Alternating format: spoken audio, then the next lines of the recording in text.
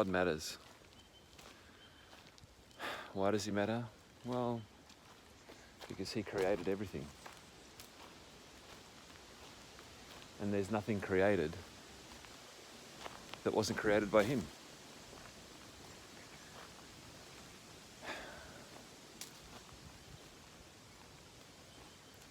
The sunlight and the sun. The trees and the birds that dwell in their branches. The falling leaves, signs of the seasons, which he also made. I love spending time walking in his creation. When you look at the work of his hands, you can see mastery, and you can see love, and you can see creativity and imagination beyond compare. I'm not a mathematician, but the rules and the laws that govern the universe, oxygen, gravity, magnificent testimonies to who God is. And so are you. You're a great testimony to who God is. You're made in his image, you know. In the beginning, God created the heavens and the earth. And not too long after, he said to Jesus, who was there with him at the beginning, who is also God. That's for another talk. A little bit after that first day of creation and those first words we have recorded in the beginning of the volume of books we call the Bible, God said to Jesus, "Let us make man in our image." Now, I don't think it's worth mentioning it, but it's such a big deal to some people. Man is not at the exclusion of women, but it's mankind. Just like you get horse kind, dog kind, duck kind, bird kind, fish kind. Let us make man in our own image. So, do we look like little versions of God? I used to think that when I was a kid. Am I just a miniature? No, we have the attributes of God. We have appreciation for beauty. We can look at a sunrise and a sunset and just admire the shifting colours of the sky. The dawning of a new day, we can interpret and conceptualise the opportunities that might be present in a new day.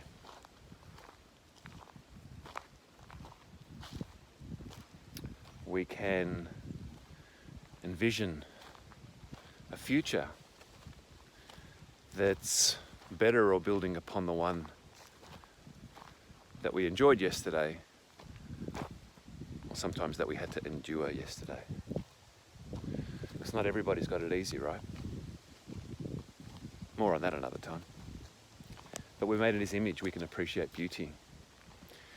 We can appreciate and we function within the laws of the universe. We can be happy when we can be sad. And we can feel a whole range of emotions. There's some beautiful work and study and research on emotions. And when you have a look at how many you can name, there's no one else on the planet like us that can experience all of those diverse emotions. And what a false lie, hey? To say that the pursuit of life is happiness. How narrow-minded. How unrealistic. What an impoverished view. to think that happiness is the key.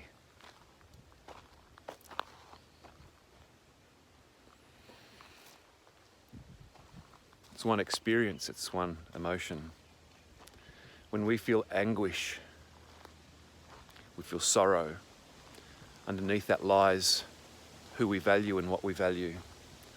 Underneath that lies compassion and empathy and loss.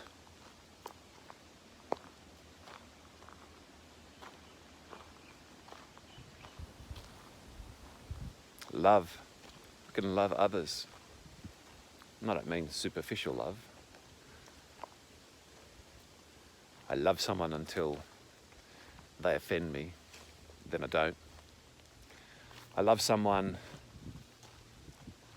so long as I'm getting what I need from them. It's not love. I love someone until they prove themselves to be dumb or not as smart as I. Or they're not towing the line. Not doing what I say, what I want.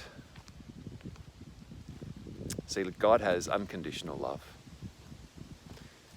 In fact, of all of his attributes, it's the one we read defines him. God is love.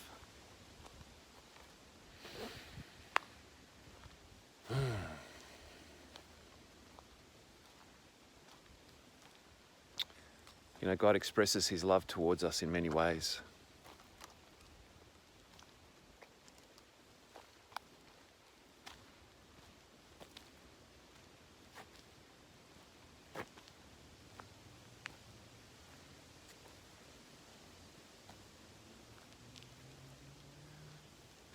And one of the biggest ways he's expressed his love towards us is through Jesus Christ. I don't know if you know him. Have you ever had a look to see what we can know about Jesus Christ? If you don't know much about him, if your understanding of him is something you've heard in church or something you've read about according to someone's opinion, or a wacky, kooky, hypocritical friend or member of your family, well, you've not met Jesus yet. I'd say begin with one of the books that you'll find in the volume of writings in the Bible, and the one I think you should look at if you were going to take an interest in God's greatest expression of love, in Jesus Christ, is in the book that is titled The Gospel According to John. Gospel means good news.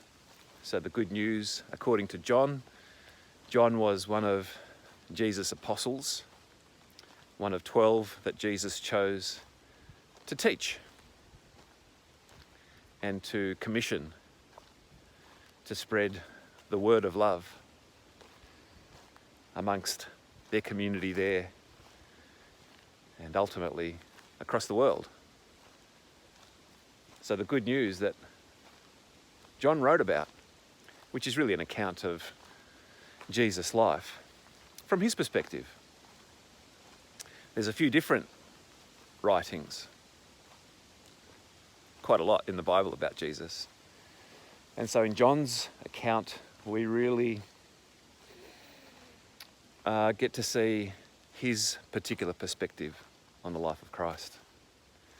And anyway, it's not about theology here. Although sometimes, how do you get away from theology in life? Ooh. If you want to know more about Jesus, read the Gospel according to John. Read the first 3 chapters. And if it's not doing anything for you after the first 3 chapters, then I think leave it for another time.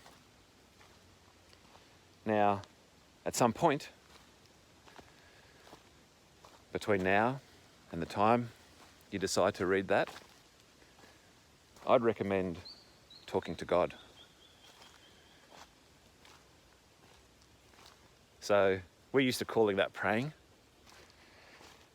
but my experience, I say I'm praying to God, but my experience, when I look at what people do when they say they're praying to God, assume different postures, do things in public or in front of others that looks kind of, religious. Yeah, that's just not talking to God.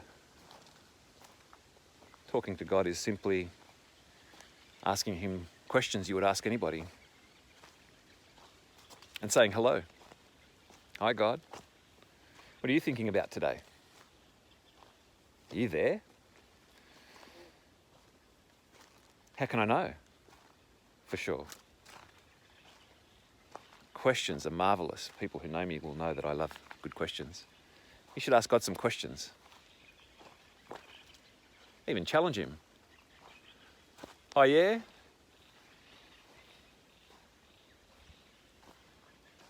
I don't think you're there. But be careful, because God resists the proud, and he gives grace to those who are humble. So if you can humble yourself to be a naive inquirer, and when I say naive inquirer, I don't mean leave your intelligence at the door. Bring it along. Bring all of your intelligence along. Bring all of your earthly wisdom along when you talk to God. Ask him questions, make requests. And if you read something in the first 3 chapters of John that sparks your curiosity, but is hard to grasp, ask God to help you understand.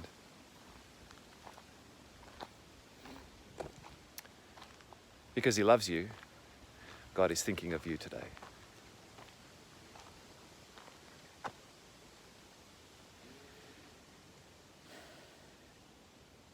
And because he's thinking of you today, you can be assured that God loves you.